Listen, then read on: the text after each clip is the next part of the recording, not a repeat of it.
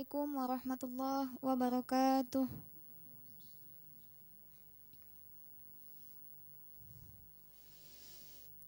A'udzu billahi minasy syaithanir rajim.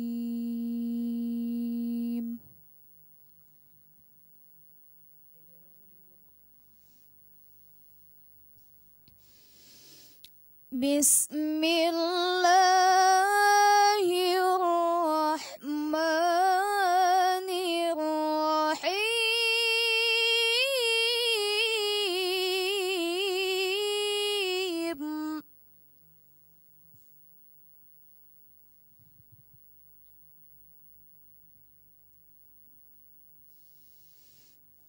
Ya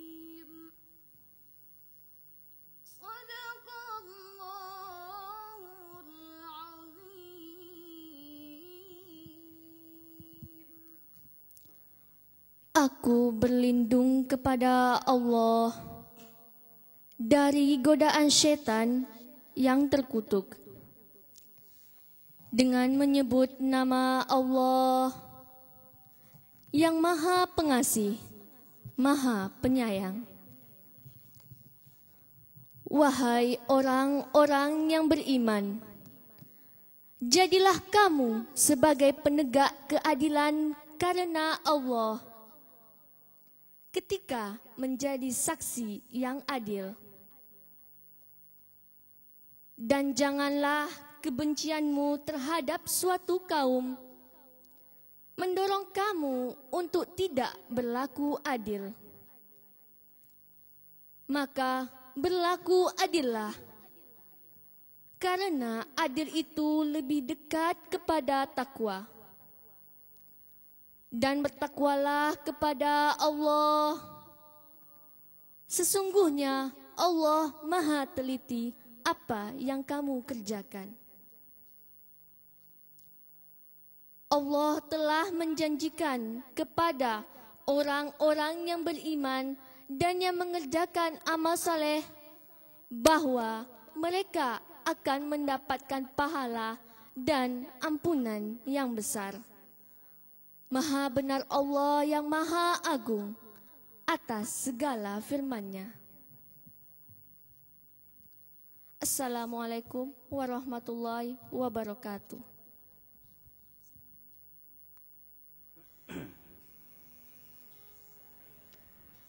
Assalamualaikum warahmatullahi wabarakatuh. Alhamdulillah nahmaduhu wa nasta'inuhu wa nastaghfiruhu wa na'udzubillahi min shururi anfusina wa min sayyiati a'malina. May yahdihillahu fala mudilla lahu wa may yudlilhu fala hadiyalah. Rabbi shrah li sadri wa yassir li amri wa hlul 'uqdatam min lisani yafqahul qawli. Pemirsa TVRI Stasiun Riau Kepri dimanapun Anda berada yang semoga dirahmati Allah Subhanahu wa taala. Baru saja kita dengarkan lantunan ayat suci Al-Qur'an yang merupakan dasar daripada tema kita kali ini. Dan tentunya saya Chandra Alvin senang sekali kembali menjumpai Anda melalui sebuah program Penyejuk Kolbu, sebuah program yang akan menawarkan sudut pandang Islam tentang bagaimana sudut pandang Islam tentang menghadapi fenomena-fenomena yang ada di sekitar kita, baik itu sosial, politik, budaya, pendidikan, dan juga kebudayaan. Dan kali ini tentunya kita akan bahas tema-tema yang sangat spesial dan hangat diperbincangkan. Dan tentunya kita akan menghadirkan narasumber yang kompeten dalam bidangnya. Dalam kali ini telah hadir bersama kita di studio Ustadz Dr. Afrijon Effendi, LCMA, yang telah hadir bersama kita di studio, yang tentunya akan membahas lebih lanjut bagaimana tema kita yang kita angkat kali ini dari sudut pandang Islam, yang mana kita akan membahas tentang kewajiban berlaku adil dan jujur. Langsung aja kita sapa narasumber kita yang telah hadir bersama kita di studio, Al-Ustaz Afrijon Effendi. Assalamualaikum Ustaz. Waalaikumsalam warahmatullahi wabarakatuh. Apa kabarnya hari ini Ustaz? Alhamdulillah baik. Alhamdulillah biasa ya Ustaz. Alhamdulillah. Tadi sudah membahas sedikit tentang tema kita, mungkin sudah singgung tadi, bahwasanya kita akan berbicara lebih lanjut dan lebih jauh tentang kewajiban berlaku adil dan jujur. Mungkin sebelum kita masuk ke mengerucut tentang bagaimana sebenarnya adil dan jujur dalam pandangan Islam, kita akan coba dulu mungkin secara definitif ataupun secara definisi Ustaz. Kira-kira apa yang dimaksud dengan adil dan jujur itu Ustaz? A'udzubillahi minasyaitonir rajim. Bismillahirrahmanirrahim. Assalamualaikum warahmatullahi wabarakatuh. Waalaikumsalam warahmatullahi wabarakatuh. Alhamdulillahirabbil alamin wassalatu wassalamu ala asyrafil anbiya'i wal mursalin wa ala alihi wa ashabihi wa man tabi'ahu bi ihsanin ila yaumiddin, amma ba'du. Para pemirsa TVRI Riau dan Kepri yang dirahmati Allah Subhanahu wa taala, pertama tidak lupa kita memanjatkan puji dan syukur kita kepada Allah. Kemudian salat dan salam kita hadiahkan kepada baginda Rasulullah sallallahu alaihi wasallam dengan ucapan Allahumma sholli ala sayyidina Muhammad. Pada siang ini, siang menjelang sore ini, kita membahas tentang bagaimana berlaku adil dan jujur dalam pandangan Islam. Sebagaimana ayat yang dibacakan oleh qari'ah kita tadi, mana Allah Subhanahu wa taala berfirman dalam Al-Qur'an dengan memanggil kita semua, ya ayyuhallazina amanu kunu syuhada'a lillahi bil qisti. Hai orang-orang beriman, jadilah kalian sebagai saksi keadilan karena Allah Subhanahu wa taala. Ini keadilan adalah perintah Allah Subhanahu wa taala. Kemudian di akhir ayat Allah juga menjelaskan wa'adilu huwa aqrabu littaqwa. Bersikap adillah kamu, Karena keadilan itu mendekatkan kita kepada ketakwaan. Nah ini, jadi poin ini kalau kita ambil dari ayat dalam surah Al-Maidah yang dibacakan tadi, pertama Allah menyuruh kita untuk berlaku adil dalam segala aktivitas kita. Jadi apapun kegiatan kita, apapun pekerjaan kita, kita harus adil. Kenapa? Karena keadilan itu akan mendekatkan kita kepada ketakwaan. Nah, di sini kita ingin mengetahui apa sebenarnya definisi dari adil itu, apa makna adil itu. Para ahli tafsir seperti Syekh Qutb dalam kitab Tafsir fi Zilalil Quran, kemudian Syekh Rashid Ridho dalam Tafsir Al-Manar, beliau menjelaskan bahwa yang dimaksud dengan adil di sini adalah meletakkan sesuatu sesuai dengan tempatnya. Meletakkan sesuatu sesuai dengan tempatnya. Ini makna adil menurut mereka. Dan tempat kita meletakkan sesuatu itu baru dikatakan adil, ya. Pertama, adanya keseimbangan. Ya, adanya keseimbangan. Ini yang pertama. Yang kedua, adanya kesamaan. Ya, ini yang kedua. Kemudian yang ketiga, berlaku atau berjalan lurus. Ya, semuanya berjalan dengan lurus tanpa ada artinya melakukan sesuatu yang tidak sesuai dengan aturan. Nah ini, jadi kita bisa simpulkan yang dimaksud dengan adil, menempatkan sesuatu pada tempatnya atas dasar apa? Pertama adalah atas dasar keseimbangan. Kemudian atas dasar kesamaan. Kemudian atas dasar aturan yang ada. Artinya aturan yang ada kita jalankan secara lurus. Inilah dimaksud adil menurut Syekh Rashid Ridho dan juga menurut Syekh Qutb dalam tafsir-tafsir mereka. Maka dari itu kalau kita bicara tentang adil, ini baru tentang adil karena pembahasan kita ini ada dua. Pertama adil, yang kedua jujur. Ya, ini baru masalah adil. Ya, dalam Al-Qur'an ini masalah adil ini, ya, pembahasan tentang adil ini atau kalimat adil ini disebut dalam Al-Qur'an itu sebanyak 28 kali. 28. Ya, 28 kali diulang. Adil. Begitu urgennya adil.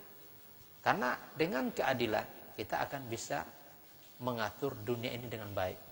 Sebab kalau kita ingin mengatur dunia, ingin sukses mengatur dunia ini, kalau nggak ada keadilan nggak bisa, sama sekali nggak bisa. Ya, karena nanti akan terjadi kesenjangan di sana, akan terjadi ketimpangan di sana, akan terjadi ketidakseimbangan di sana. Kalau seandainya kita melakukan sesuatu tidak adil. Nah ini. Kemudian pembahasan kita berikutnya, insya Allah adalah masalah jujur. Ya. Jujur dengan adil ini sebenarnya sejalan. Ya, sejalan antara jujur dengan adil ini. Kalau yang dimaksud dengan jujur ini, ya, jujur, ya, para ahli tafsir kita membagi kejujuran ini kepada 5 bagian. Ada 5 bentuk kejujuran. Pertama, as-sidqu bil lisan.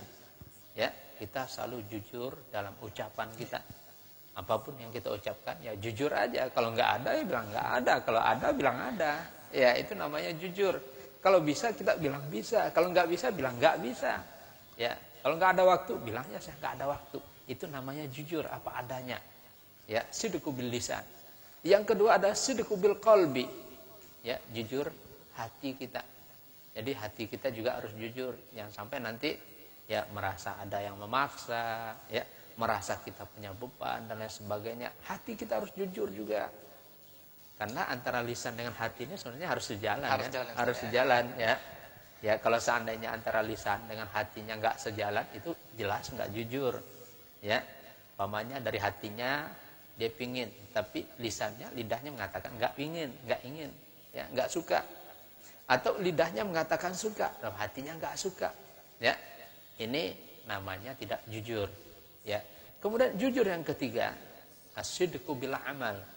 Itu jujur kita dalam bersikap, ya, sikap kita harus jujur, ya, perbuatan kita ya harus jujur, ya, yang bisa kita lakukan karena itulah kejujuran. Yang nggak bisa kita lakukan jangan kita paksakan diri kita untuk mengambil langkah-langkah tersebut.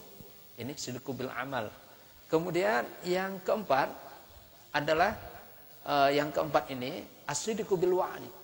Kita harus jujur dalam berjanji. Ya, kalau berjanji kita harus tepati. Yang sampai nanti kalau udah berjanji, ya, kita nggak tepati dan kita terpengaruh oleh pikiran-pikiran untuk tidak menepati janji kita. Ya, ini nggak lama lagi nih pemilu kada nih. ya juga nggak lama lagi Ustaz, ya. banyak yang ingin mencaleg umpamanya. Ini banyak janji-janji. Ini janji ini harus kita tepati. Kalau nggak jujur namanya. Nah ini. Kemudian yang terakhir adalah sidqu bil hal. Itu jujur dengan kenyataan yang ada. Ya bagaimana kenyataannya ya kita ceritakan apa yang ada kenyataan ini. Ini makna dari kejujuran ini. Justru itu Al-Qur'an dalam surah As-Saff ya ayat 2 dan ayat 3 Allah Subhanahu wa taala mengingatkan kepada kita semua dalam firman-Nya, ya ayyuhallazina amanu lima taquluna ma la taf'alun kabura maqtan 'indallahi an taqulu ma la taf'alun. Ya, ini dijelaskan dalam Al-Qur'an. Hai orang-orang beriman, kenapa kamu mengatakan sesuatu yang tidak kamu kerjakan? Dosa besar, ya. Jika kamu mengatakan sesuatu tapi itu tidak kamu kerjakan, kabura maqtan 'indallah an taqulu ma la taf'alun. Itu dosa besar. Ya, kalau sudah dikatakan dosa besar, ya, maka kita harus hati-hati. Karena bagaimanapun dosa besar itu tidak akan mendapatkan keampunan dari Allah kecuali kita bertobat. Tobatnya bukan tobat sembarangan, ya, tapi tobatnya adalah tobatan nasuha. Ya, hingga kalau kita melihat deretan-deretan dosa besar ini dalam Al-Qur'an itu ada dosa besar karena syirik kita kepada Allah, ya, mensekutukan Allah, ya. Ada lagi dosa besar karena durhaka kepada orang tua, ya. Ada lagi dosa besar karena berzina, ada lagi dosa besar karena mencuri. Nah, ini berbohong atau tidak jujur, mengatakan sesuatu yang tidak kita kerjakan atau berjanji yang tidak kita tepati, ini adalah dosa besar. Ya, yang namanya dosa besar baru bisa kita selesaikan dengan memohon keampunan kepada Allah Subhanahu wa taala. Ini jadi kita mencoba pada siang ini menjelang sore ini merangkaikan ya apa sebenarnya hubungan antara adil dan jujur ini. Karena antara adil dan jujur ini tidak bisa kita pisahkan. Kalau kita ingin berlaku adil kita harus jujur. Harus jujur.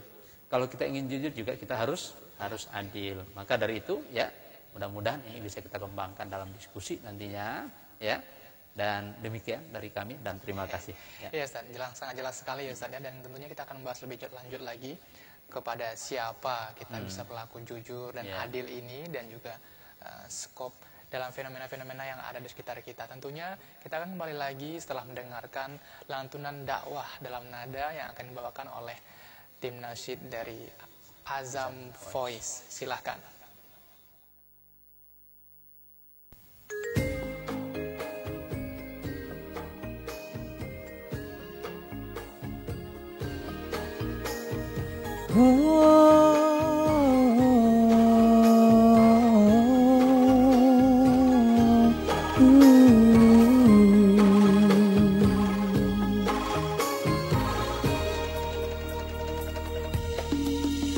Sekeping hati dibawa berlari, jauh melalui jalanan sepi.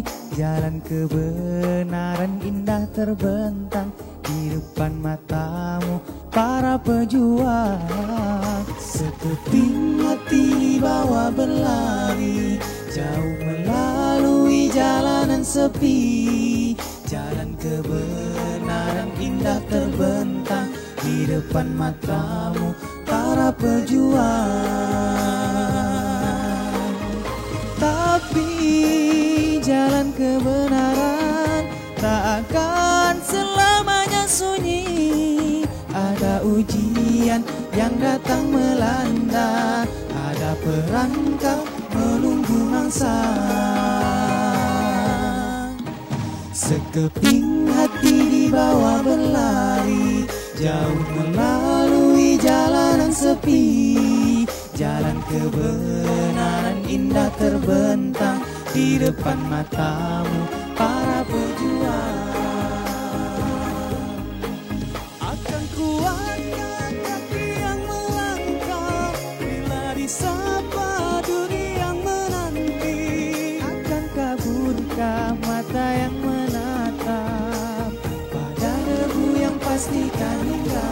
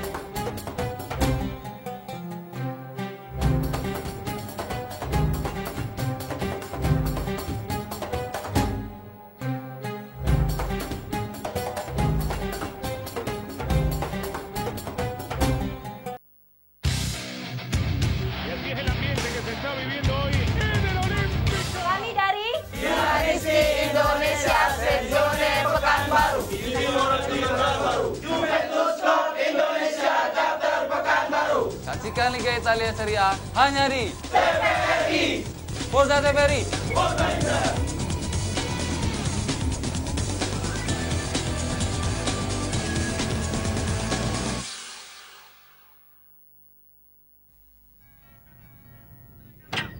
Pak Budi, masuk. Beneran lewat. Malam Pak RT. Pak Sip, masuk. Si Pepe. Iya. Malam Pak RT. Pada mau nonton TV. Di rumah kenapa? Beda Pak RT. Di sini gambarnya bagus, suaranya jernih. Makanya pakai TV digital. Betul, bersiaplah menyongsong era TV digital dari sekarang. Tahu.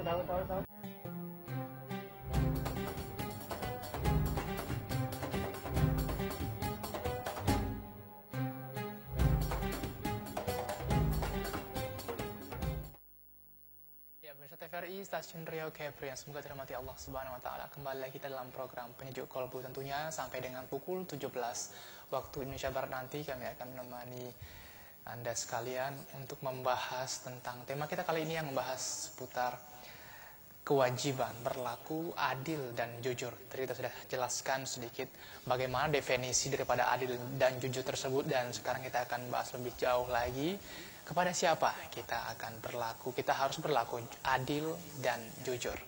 Ya Ustaz, bagaimana Ustaz? Oh iya, kalau kita berbicara tentang kepada siapa kita harus berlaku adil dan jujur ini, ya. Yang pertama jelas kita harus berlaku adil dan jujur itu pada diri kita sendiri. Karena bagaimanapun ya risiko atau akibat dari ketidakadilan kita, ketidakjujuran kita ini akan kembali kepada kita sendiri. Ini dalam Al-Quran Allah jelaskan, wa minan nasi may yaqulu amanna billahi wa bil yaumil akhir wa ma hum bimu'minin yukhadi'unallaha wallazina amanu wa ma yakhda'una illa anfusahum wa ma yash'urun. Nah ini. Jadi dalam Al-Quran ini sudah dikisahkan bahwa ada sekelompok manusia, mereka mengaku beriman kepada Allah, beriman kepada hari akhirat, padahal mereka tidak beriman. Ya, jangan kira mereka itu menipu Allah dan menipu orang beriman. Padahal mereka adalah menipu diri sendiri dan mereka dalam keadaan tidak sadar. Nah ini. Jadi kalau kita berbicara tentang jujur, tentang adil, kepada siapa harus jujur kita, kepada siapa kita harus adil? Jawabannya jelas, pertama adalah pada diri kita sendiri. Ya, pada diri kita sendiri. Karena segala kebaikan yang kita lakukan dengan kejujuran, dengan keadilan itu pahalanya kita dapatkan sendiri. Kemudian sebaliknya, segala sesuatu yang kita lakukan dengan tidak memiliki keadilan, tidak ada kejujuran, ini juga dosanya atau akibatnya kembali pada kita sendiri. Maka dari itu, dalam kehidupan ini, ya, apapun yang kita lakukan, jujur kita itu pada siapa? Pertama adalah pada diri kita sendiri. Yang kedua, jelas pada keluarga kita, ya, pada istri kita harus jujur dan adil. Pada anak-anak kita harus jujur dan adil. Kenapa? Karena kalau seandainya kita nggak jujur sama anak saja umpamanya, ya, sekali kita berbohong kepada anak kita, ya, kata pepatah, kalau seandainya bapaknya kencing berdiri, nanti anaknya akan kencing berlari. Ya, maknanya kalau seandainya kita berbohong satu kali, anak kita akan berbohong sampai 10 kali. Nah ini, jadi kita harus jujur dan harus adil juga kepada anak kita. Harus jujur dan harus adil juga kepada istri kita. Nah ini untuk membina keluarga sakinah jelasnya. Karena keluarga sakinah tidak akan terbangun kalau seandainya tidak ada kejujuran dan tidak ada keadilan. Ya, dalam bahasa sekarang mungkin tidak ada transparansi antara suami dan istri. Jadi suami harus transparan kepada istrinya. Ya, dan juga istri harus transparansi juga kepada suaminya. Apapun yang ada, kesulitan yang kita rasakan, kita ceritakan apa adanya. Apapun kebahagiaan kita, jangan disembunyikan. Harus kita ceritakan kepada anak dan istri kita. Ini namanya kejujuran dan keadilan kepada keluarga kita. Kemudian yang ketiga, ya, kita harus jujur dan adil ini kepada masyarakat kita. Karena masyarakat yang ada di sekitar kita, terutama kalau kita bicara tentang masyarakat ini, itu dalam hadis itu ceritakan yang pertama masyarakat yang paling dekat dengan kita itu adalah tetangga. Ya, tetangga yang paling dekat. Tetangga itu dalam hadis dikatakan 40 rumah ke depan, 40 rumah ke belakang, 40 rumah sebelah kanan rumah kita, kemudian 40 rumah sebelah kiri rumah kita. Ini adalah masyarakat terdekat kita. maka kita harus adil kepada mereka. Kita harus jujur juga kepada mereka. Ya, karena bagaimanapun ya masyarakat itu adalah bagian dari kehidupan kita. Apalagi ini kalau kita kembangkan ya, dalam kehidupan bernegara kita harus jujur dan adil juga. Bahkan dalam kehidupan secara internasional kita harus jujur dan adil ini. Ini ya tempat-tempat kita harus jujur dan adil. Jelas bagaimanapun kalau seandainya kita hubungkan lagi, ya kita bagi lagi masyarakat ini atau dari keluarga kita ini, umpamanya ada orang tua kita, ada adik kita, ya ada saudara kita, maka kita harus jujur kepada mereka, juga harus adil kepada mereka. Ini tempat-tempat yang kita mesti jujur dan adil. Dan kalau ini sudah kita lakukan, berarti kita juga sudah jujur kepada Allah dan jujur kepada Rasul Allah Subhanahu wa taala. Dalam Al-Qur'an Allah Subhanahu wa taala berfirman, "Ya ayyuhallazina amanu la takhunullah wa la takhunur rasul wallazina amanu." Hai orang-orang beriman, jangan kamu khianati Allah dan jangan kamu khianati Rasul dan jangan kamu khianati orang-orang beriman. Jelas dalam kata-kata khianat ini dalam artinya ya, ini masuk kedua-duanya masuk. Ya, keadilan masuk di sana, kejujuran juga masuk di sana. Orang yang berlaku secara adil jelas tidak dikatakan dia khianat. Orang yang berbuat secara jujur ini jelas tidak dikatakan khianat. Maka yang pertama, jangan kita khianati Allah, jangan khianati Rasul, dan jangan khianati orang-orang beriman. Ya. Menarik sekali Ustaz. Ya. Kemudian mungkin kita akan coba untuk melihat fenomena nih Ustaz. Banyak mungkin kita ambil contoh yang baru-baru ini, ataupun kepada buruh-buruh mungkin yang mereka harus mengikuti aturan-aturan yang ada di perusahaan, yang kadang mereka merasa tidak adil, dan maupun pemimpin-pemimpin yang tidak adil. Namun mereka tahu bahwasanya mereka harus adil. Nah, bagaimana melihat fenomena ini Ustaz? Ketidakadilan yang ada dalam sebuah tempat maupun sebuah tempat, misalkan perusahaan, yang mana ada rasa ketidakadilan yang dirasakan seperti itu. Apakah ini juga harus menjadi hal yang diberikan perhatian untuk ditinggalkan dari perusahaan itu, meninggalkan perusahaan itu, atau apa yang harus dilakukan kepada mungkin orang yang tidak mendapat keadilan di perusahaan ini Ustaz? Iya, kita kembali kepada definisi tentang adil tadi. Jadi adil tadi dijelaskan, kita jelaskan pada awal, meletakkan sesuatu itu pada tempatnya dengan adanya keseimbangan, adanya kesamaan, dan menjalankan aturan-aturan yang ada.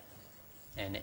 Jadi kalau kita lihat dalam fenomena sekarang, realita yang ada di sekitar kita, ya ini baru-baru ini ada ya kasus yang kita lihat, ada namanya buruh panci itu, ya buruh panci yang buruh sangat panci atau perbudakan, budak panci, ya dikatakan budak panci. Kenapa mereka dikatakan budak panci?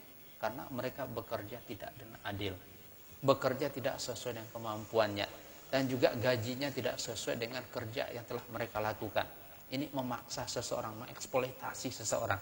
Ini jelas, ini tidak adil, ya. Maka dari itu, kalau kita ingin mengetahui bentuk adil yang sebenarnya, ya, dalam Al-Quran ini harus ada semacam kesepakatan, ya, antara perusahaan atau direktur perusahaan dengan buruh yang ada. Ini mungkin dikatakan dalam sekarang seperti UMK, upah minimal kota, ya. Ada lagi upah minimal provinsi, ya. Upah minimal kota dan upah minimal provinsi ini harus juga melihat kepada keseimbangan, harus melihat pada kesamaan, harus sesuai dengan aturan yang ada. Ya, aturan yang ada umpamanya apa?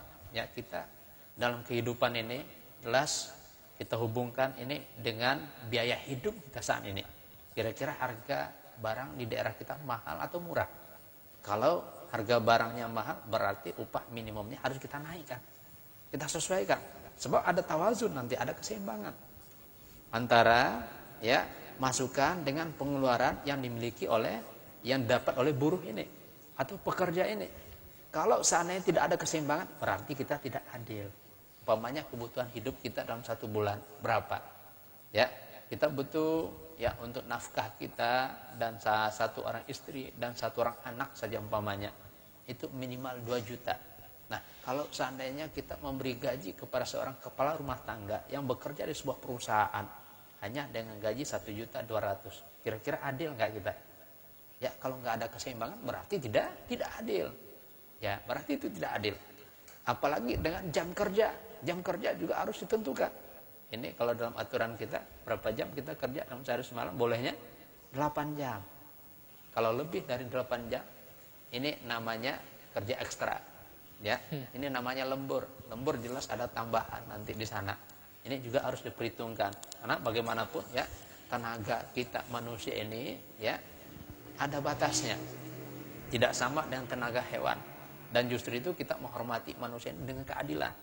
Maka dari itu ketika kita melihat kasus budak panci ya atau buruh panci ya, kita lihat adanya pemaksaan di sana. Mereka dipaksa kerja sampai 16 jam. Jelas ini tidak adil. Ya, walaupun ini sudah dibantah oleh pemilik perusahaan, tidak ada dia memaksa kerja begitu, tetapi buktinya sudah ada. Nah ini, maka dari itu ya, kalau kita lihat dari segi keadilan ini ya, ada namanya adil kita dalam bekerja, ada namanya adil kita dalam politik, ada namanya kita harus adil dalam pendidikan, ada namanya kita harus adil dalam segala kegiatan aktivitas kita sehari-hari. Harus adil kita. Jadi untuk menentukan keadilan kita bisa melihat dari jauh. Ya, melihat ini. Seseorang itu adil atau tidak? Ya, kalau seandainya tidak ada keseimbangan, Baik. ya, tidak ada kesamaan berarti tidak adil, Ustaz. adil. Kemudian saya tertarik juga nih, Ustaz. Ya. Kadang ada sebuah keadaan yang seseorang tersebut tahu bahwasanya ini tidak adil. Ya. Namun ketika dia ingin berbuat, dia tidak bisa membenahi ketidakadilan tersebut. Ya. Misalkan kita bekerja dalam sebuah perusahaan, kemudian kita melihat bahwasanya ada hal yang sepertinya tidak adil. Kemudian dia ingin melakukan sesuatu, namun tidak bisa. Lantas, bagaimana Ustaz melihat fenomena ini dan apa sebaiknya yang harus dilakukan ketika tidak bisa menciptakan sebuah suasana adil, sementara dia tidak memiliki kekuatan. Kira-kira yang punya perusahaannya kita atau siapa? Misalkan kita sama Ya. anggota nih, Ustaz. Sebagai pekerja, kita melihat bahwasanya ada ketidakadilan ini. Ya. Bagaimana kita melakukannya? Atau Ya. mungkin staf-staf yang ada di dalam sana. Seperti Ya. itu, Ustaz. Kita Oke. menyengajakan untuk membiarkan ketidakadilan tersebut, Ustaz. Bagaimana itu, Ustaz? Ya, yang jelas kalau kita melihat sesuatu yang tidak adil atau sesuatu yang dilakukan tidak sesuai dengan porsinya, ya, maka dalam Islam kita diajarkan, ya, dalam Al-Quran Allah Subhanahu Wa Taala berfirman, "Ud'u ila sabili rabbika bil hikmati wal mau'izatil hasanah wajadilhum billati hiya ahsan." Ini cara kita mengajak seseorang untuk supaya adil, supaya seseorang itu berbuat baik. Gimana cara ngajaknya? Pertama, ya, kita datangi pemilik perusahaan atau siapapun umpamanya, ya, kita ajak bagaimana caranya. Ya, artinya kita masukkan usulan kita masukkan saran kita dengan cara yang bijak. Bil hikmah. Bil hikmah. Ya, bil hikmah mungkin dalam bahasa sekarang harus ada pendekatan kita. Ada PDKT. Kita dekati yang bersangkutan, yang menjadi kepala, yang menjadi ketua, jadi direktur dan lain sebagainya. Kita adakan pendekatan padanya, bicarakan secara baik-baik, bicarakan dari hati ke hati. Ya, ini sebenarnya keadaannya begini dan ini kita sudah mendapatkan informasi dari bawahan, dari buruh, ya, mereka merasa tidak adil dalam sikap-sikap seperti ini, dalam keputusan seperti ini, dalam kebijakan seperti ini sampaikan secara bijak. Ya, jelas untuk menyampaikan secara bijak ini kita memilih orang-orang yang bisa untuk menyampaikannya dengan bahasa yang lembut. Karena bahasa yang lembut ini kata Rasulullah SAW, ini orang yang bicaranya lembut, tutur katanya lembut, tutur katanya baik ini nanti akan dijanjikan surga. Ya, surga di sana ada taman-taman surga, kelihatan taman-tamannya dari luar. Sehingga dalam pengajian dalam halaqah disampaikan oleh Rasulullah. Ya, lalu para sahabat bertanya, untuk siapa ini surga ya Rasulullah? Kata sahabat, ini surga untuk orang-orang yang memiliki tutur yang baik. Itu cara bicara yang baik. Maka adakan pendekatan cara baik, cara hikmah, cara bijak. Kemudian kalau seandainya juga cara bijak nggak sampai juga, maka kita sampaikan secara mau'izah. Secara mau'izah. Ya, cara mau'izah. Cara mau'izah artinya apa? Ya, kita sampaikanlah ya apa alasan-alasan kita. Ya, untuk meminta keadilan ini.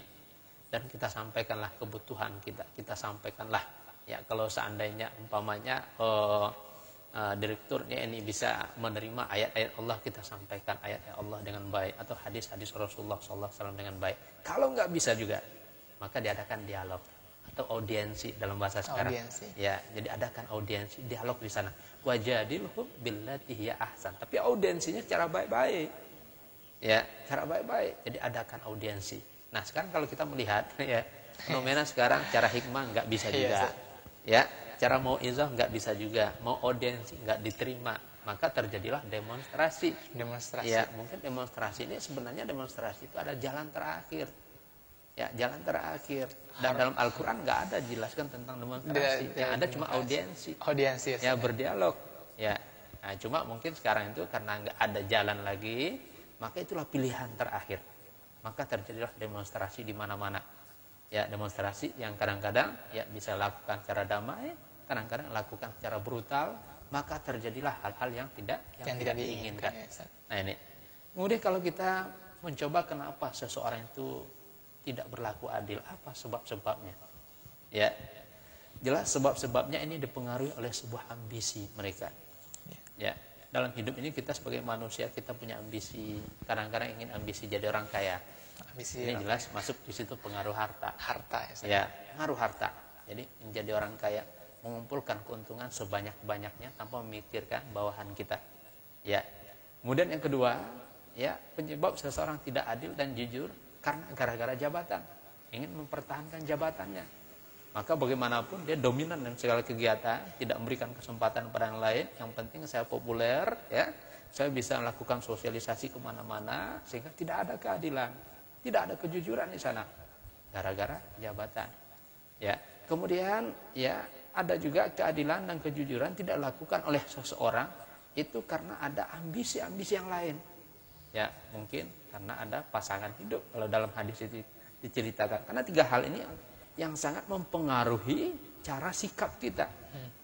Ya, pertama harta, jabatan dan pasangan hidup sehingga kita tidak berlaku adil dan tidak berlaku jujur. Sangat menarik sekali ya Ustaz. Kemudian bagaimana ini Ustaz? Dalam sebuah keluarga kita menerapkan nilai-nilai keadilan dan kejujuran ini Ustaz.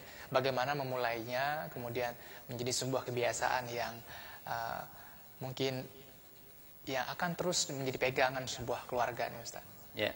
Ini jelas adalah suatu hal yang sangat positif sekali. Ya. Karena kalau kita melihat ya, para pakar kita seperti Syekh Hasan Al-Banna mengatakan kita harus memiliki keluarga yang kuat, usrah. Jadi keluarga yang kuat ini bisa dalam dua arti, keluarga yang kecil, itu keluarga yang ada di dalam rumah kita. Yang kedua adalah keluarga dalam skop besar, keluarga dalam satu pengajian kita. Kemudian yang lebih besar lagi, keluarga adalah masyarakat kita, itu juga keluarga. Tapi mungkin kita yang bahas di sini adalah keluarga yang kecil, ya, yang satu rumah dengan kita, ya, yang di situ ada suami, ada istri, dan ada anak. Ya, ya, kejujuran adalah sebuah modal keharmonisan rumah tangga. Jadi kalau sebuah rumah tangga itu tidak dibina dengan kejujuran, ini mustahil akan bisa mendapatkan keharmonisan dan juga keadilan. Ya, keadilan adalah modal utama. Jadi keadilan, kejujuran modal utama untuk keharmonisan, untuk mencapai rumah tangga yang sakinah. Sakinah itu kan artinya tenang. Ketika kita berada di rumah kita tenang, jiwa kita, ya. Kemudian mawaddah, ada perasaan kasih sayang ya, antara kita. Kemudian rahmah, kalau rahmah itu suatu hal yang selalu menyenangkan hati kita. Ya, berada di rumah rasanya senang kita. Pertama tenang, ya. Kedua kasih sayang, kemudian ketenangan, kesenangan. Ya, tenang, ya, kasih sayang dan kenyamanan dalam bahasa sekarang. Ya. Jadi keluarga sakinah harus dibina atas dasar keadilan dan kejujuran. Karena dengan kejujuran itu dan keadilan, kita akan lahir rasa ketenangan jiwa kita. Coba kalau seandainya kita nggak jujur, kita nggak adil, ya, seorang suami kalau nggak adil sama istrinya, pasti keadaan dalam rumah tangganya tidak harmonis. Begitu juga sebaliknya, seorang istri, ya, tidak jujur pada suaminya, akan terjadi hal-hal yang negatif atau bahasa sekarang kucing-kucingan. Ya, ada yang ditutup-tutupi dan lain sebagainya. Maka dari itu, sebuah rumah tangga itu harus kita bina atas dasar keadilan dan kejujuran, karena disitulah kekuatan sebuah rumah tangga. Ibarat bahtera, ya, bahtera kita berlayar, rumah tangga itu ibarat bahtera. Di dalam bahtera itu ada sosok suami, ada sosok istri, kemudian ada anak-anak. Ketika bahtera kita itu ya terancam oleh badai umpamanya, maka kita harus saling membantu, kita harus saling memberitahu pada saat itu, Sehingga modal itu adalah yang dikatakan modal keadilan dan kejujuran, sehingga bahtera kita ini selamat dari terpaan badai. Ya. Baik Ustaz, seperti kita jeda dulu dan pemirsa tetaplah bersama kami untuk mengikuti penyejuk kolbu kita di hari ini. Dan sebelumnya kita akan mendengarkan dulu lantunan dakwah dalam nada yang akan dibawakan oleh rekan-rekan dari Azam Voice. Silakan.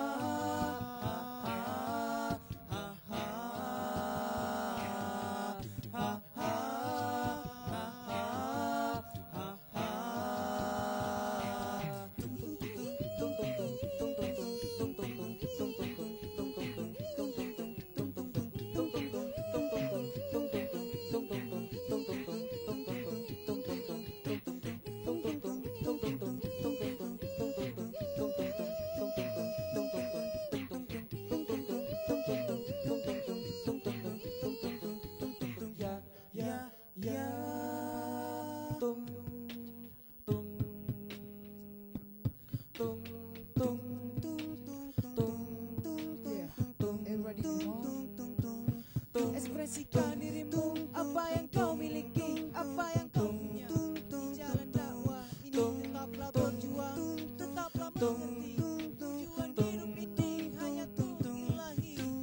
Ya Rasulullah, ya Rasulullah, ya Habibullah, ya Habibullah. Mari kita semua, kita para pemuda, ada satu sisi Rasulullah, sisi yang mulia.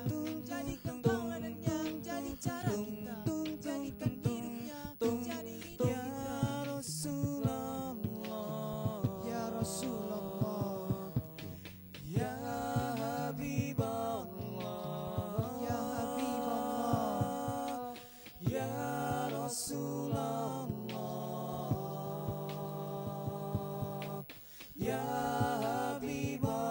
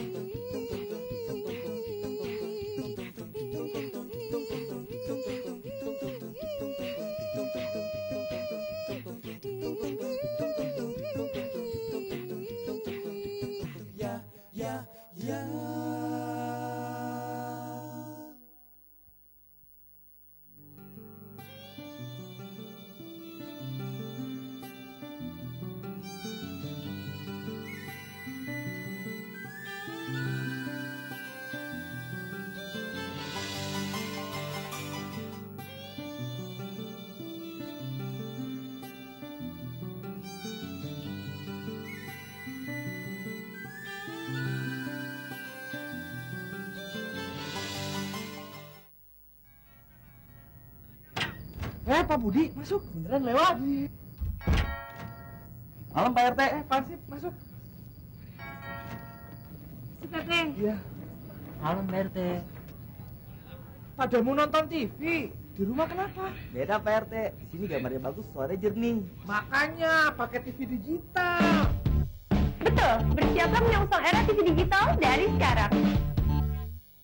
Tahu.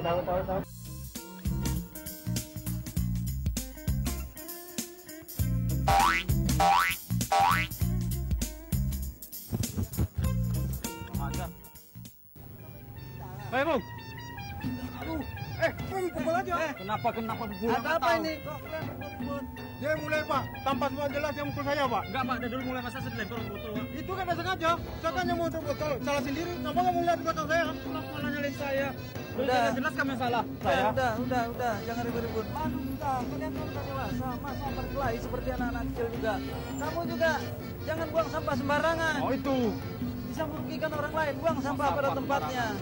Kamu juga jangan bikin ribut-ribut. Apalagi main hakim sendiri. Itu tidak boleh. Ya, Pak. Ingat peraturan daerah nomor 2 tahun 2002 tentang ketertiban umum. Dilarang membuang sampah sembarangan. Buanglah sampah pada tempatnya. Kalau dalam hal ini siapa yang rugi? Ya, kita yang rugi. Karena nanti bisa dikenakan pidana kurungan 3 bulan atau denda 50 juta rupiah. Perda nomor 2 tahun 2008. Apa kalian mau? Ya, Pak. Ya kalau tidak mau damailah. Beri maaf. Itu yang penting. Yang baik. Ya, Pak. Saya mau apa? Ya, saya juga minta maaf karena nggak tahu, Pak.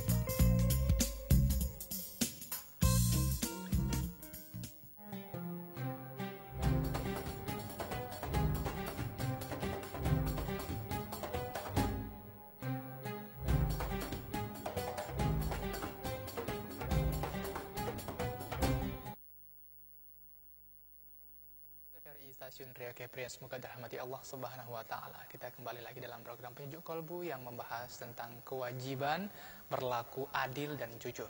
Dan kali ini kita akan coba melihat lebih lanjut lagi dalam keseharian kita yang mana ada masalah-masalah terkait dengan ketidakadilan maupun ketidakjujuran. Dan kita coba dulu bagaimana kita tanya kepada Ustadz, bagaimana nih Ustadz bentuk-bentuk ketidakadilan ataupun bentuk-bentuk adil itu seperti apa Ustaz? Ya, oke. Berbicara kita tentang bentuk adil, Bentuk ya. adil, Ustaz. Dan kita harus mengetahui bahwa keadilan itu tidak bisa kita ukur dengan perasaan kita. Tidak bisa dengan perasaan. Ya, tidak bisa diukur dengan perasaan. Sebab kalau seandainya kita mengambil ukuran adil itu dari perasaan, ya, maka terjadilah makna adil yang berbeda. Banyak ya makna adil. Mungkin seseorang merasa lebih dekat dengan si A umpamanya, dan si A membagi sesuatu sama banyak dengan yang lain, merasa nggak adil. Padahal saya akan lebih dekat, saya akan keluarga dekatnya, kemudian saya akan teman dekatnya, kemudian saya akan selalu mematuhi segala perintah-perintahnya. Nah ketika bagi-bagi kue umpamanya, kenapa kok bisa sama banyak? Kenapa nggak bagian saya yang paling banyak? Ini kalau seandainya kita mengukur keadilan itu dengan perasaan kita. Nah ini dengan perasaan. Maka justru itu para ulama kita ketika menafsirkan tentang ayat-ayat poligami umpamanya, ya selalu istri tua merasa tidak adil diberlakukan seperti itu. Ya, ini kenapa? Karena perasaan. Ukurannya adalah ukuran perasaan. Maka justru itu tadi kita dari awal pembahasan kita membahas bahwa makna adil itu adanya kesamaan, adanya keseimbangan, adanya aturan yang sudah disepakati. Nah ini baru adil. Nah justru itu ya, ketika kalau kita lihat ya sejarah Rasulullah SAW, bagaimana Rasulullah bersama para sahabatnya, segala informasi dari sahabatnya diterima oleh Rasulullah, aduan dari sahabatnya diterima oleh Rasulullah dan ditanggapi oleh Rasulullah. Bahkan tidak hanya dari orang Muslim saja yang menyampaikan problematika kehidupannya pada Rasulullah atau permasalahannya pada Rasulullah. Ada seorang Yahudi datang pada Rasulullah menyampaikan masalah yang dihadapinya pada Rasulullah, lalu dicarikan jalan keluarnya oleh Rasulullah. Ini namanya adil ya. Bahkan dalam Islam keadilan pun kata Rasulullah, jangan binatang pun harus kita bantu. Ini demi sebuah keadilan. Demi sebuah keadilan. Sehingga untuk ukuran adil itu nggak bisa kita ukur dengan perasaan. Jadi jelas kita mengukur keadilan itu atas dasar kesamaan, atas dasar keseimbangan, atas dasar aturan yang sudah kita sepakati dan itu jalankan yang lurus aturan itu tanpa ada membedakan antara satu dengan lainnya. Inilah ukuran adil sebenarnya. Karena memang kalau kita lihat ya pada masa sahabat juga begitu. Ya, keadilan ditegakkan oleh para sahabat Rasulullah sallallahu alaihi wasallam. Sehingga kita ingat kasus pada masa Umar bin Khattab radhiyallahu taala anhu. Waktu itu Umar bin Khattab dengan panglima tentaranya Amr bin As itu sempat menaklukkan Mesir pada saat itu, dan Mesir berada di bawah kekuasaan umat Islam. Kemudian ketika ada pembangunan masjid itu sekarang namanya Masjid Amr bin As, ada salah seorang gubuk orang Yahudi yang tergusur pada saat itu. Kemudian ganti ruginya sangat minim sekali, namanya ganti rugi. Ya, namanya ganti rugi diganti tapi Diganti rugi ya. Jadi istilah ganti rugi ini udah lama sebenarnya. Ya, karena tidak sesuai dengan ganti yang diberikan, maka seorang Yahudi ini datang kepada Umar bin Khattab di Madinah. Datang kepada Umar bin Khattab menyampaikan ya permasalahan yang dihadapinya. Ya, aduannya disampaikan kepada Umar bin Khattab. Lalu Umar bin Khattab dengan adilnya memanggil Amr bin As. Ya, bukan berarti Umar bin Khattab itu membela Amr bin As, tapi dipanggil Amr bin As, diklarifikasikan, dijelaskan permasalahannya. Apa benar ya Amr bin As, kamu sudah menggusur tadi gubuk orang ini dan memberikan ganti yang merugikan? Benar, kata Amr bin As. Lalu Umar bin Khattab mencari jalan tengahnya, yaitu adanya keseimbangan, kesamaan, dan diberikan ganti rugi, bahkan dibangun gubuk yang lain dan lebih baik daripada gubuk pertama. Ini namanya keadilan. Ya, keadilan yang dilakukan oleh Rasulullah dan juga oleh para sahabat-sahabat Rasulullah sallallahu alaihi wasallam. Jadi seharusnya memang bukan ganti rugi ya Ustaz ya, tapi ganti dengan yang lebih baik lagi. Iya, lebih baik. Namanya mungkin bisa berubah Ustaz, ganti untung gitu. Ganti untung. Jadi kalau Ustaz, kita ganti namakan merasa ganti beruntung untung itu ya, lebih Ustaz, baik sebenarnya. Itu yang lebih adil. Itu yang lebih adil karena Ya. kita mengganti dengan yang lebih baik ya Ustaz ya.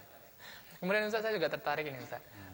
Sekarang ini mungkin tadi Ustaz juga sudah singgung sedikit bahwasanya kita akan pemilu kada sudah dekat ya Ustaz ya. Ya. Kemudian kita sebagai masyarakat Provinsi Riau dan khususnya warga Melayu, Ya. kemudian Muslim secara keseluruhan, mungkin kita berharap mendapatkan figur-figur yang benar-benar jujur dan adil nantinya. Ya. Nah, bagaimana Ustaz kira-kira kita bisa melihat sosok ataupun kita bisa melihat pemimpin atau public figure nanti itu yang benar-benar yang bisa jujur dan adil sehingga Ya. kita pilih mungkin kita akan memilih beliau tepat nantinya Ustaz. Ya, Bagaimana, ini Ustaz? ya perlu juga sebagai seorang muslim dan juga kita sebagai masyarakat Provinsi Riau dari sekarang ya sudah memiliki cara bagaimana menilai seseorang. Ya, karena bagaimanapun kalau kita ingin menilai seseorang itu nggak cukup dengan gambarnya saja. Ini tidak cukup. Tidak cukup hanya dengan sekedar visi dan misi yang ada, yang ditempelkan di mana-mana, yang disebarkan di mana-mana, yang disosialisasikan mana-mana, yang ada di poster-poster dan lain sebagainya. Ya, maka perlu kita memiliki cara bagaimana untuk menilai seseorang itu baik atau tidaknya, untuk kita jadikan pemimpin-pemimpin kita. Jadi ini pernah dibahas ketika dalam halaqah Rasulullah duduk bersama para sahabatnya di Masjid Nabawi. Karena Rasulullah selalu memberikan arahan pada sahabatnya, memberikan pengajian-pengajian pada sahabatnya. Lalu Rasulullah katakan, ya, ini juga yang dikatakan oleh Rasulullah ini berawal dari sebuah pertanyaan dari para sahabat. Ya Rasul, bagaimana cara kita menilai seseorang itu baik atau tidaknya ya Rasul? Apakah cukup kita melihat wajahnya? Itu enggak cukup. Ya, karena Nggak cukup wajah, ya, Ustaz, ya, bisa saja orang menampilkan wajah yang manis, ya. Wajah yang berseri, apalagi kalau lewat foto kan. Ya, foto ya Ustaz. Wajah tua aja bisa kelihatan muda. Muda, ya, Dan juga tidak bisa kita menilai seseorang dari pakaiannya. Nah, pakaiannya bisa diganti. Hari ini pakai koko kita, ya. Besok pakai baju kaos, besok pakai jubah, kemana-mana bisa pakai peci, kemudian kemana-mana bisa buka peci dan lain sebagainya. Ini tidak cukup. Lalu sahabat bertanya, ya Rasul, bagaimana cara menentukan seorang itu baik atau tidak ya Rasul? Maka akhirnya Rasulullah SAW menunjukkan cara. Caranya begini, ya. Pertama, coba kamu datang ke rumahnya. Datang ke rumah. Ya, berkunjung ke rumahnya. Kalau bisa bermalam di rumahnya, kata Rasulullah. Itu kalau memungkinkan. Dan ketika kamu bermalam di rumahnya, itu kamu akan melihat bagaimana keadaan keluarganya. Ya jelas ketika sampai di rumah seseorang kita bisa melihat bagaimana keadaan rumahnya. Ini orangnya hidupnya sederhana apa mewah? Nah, ini kelihatan di sana. Ini orangnya qanaah atau tidak? Ini orangnya, apalagi kalau kita bermalam, ini orangnya rajin ibadah atau tidak? Bagaimana dengan sholatnya? Apakah dia sholat subuhnya tepat waktu enggak? Jangan-jangan ya ketika ada acara sholat subuhnya tepat waktu. Ketika tidur di rumah ya kesiangan dan lain sebagainya. Nah ini lihat kata Rasulullah. Lihat ibadahnya di rumahnya. Kemudian lihat juga bagaimana hubungan dia dengan istrinya, hubungan dia dengan anak-anaknya. Kemudian lihat juga dari penampilan rumahnya, apakah dia sederhana orangnya atau tidak. Ini nanti kamu akan bisa menilai, kata Rasulullah. Jadi kalau orangnya ibadahnya baik, hubungan dengan istri dan anaknya baik, kemudian keadaan rumahnya sederhana, ini orang baik, kata Rasulullah. Ini tanda-tanda orang baik. Ini pertama, kata Rasulullah, cara pertama. Kemudian cara kedua, tunjukkan oleh Rasulullah SAW. Coba kamu ikuti dia dalam perjalanan jauh.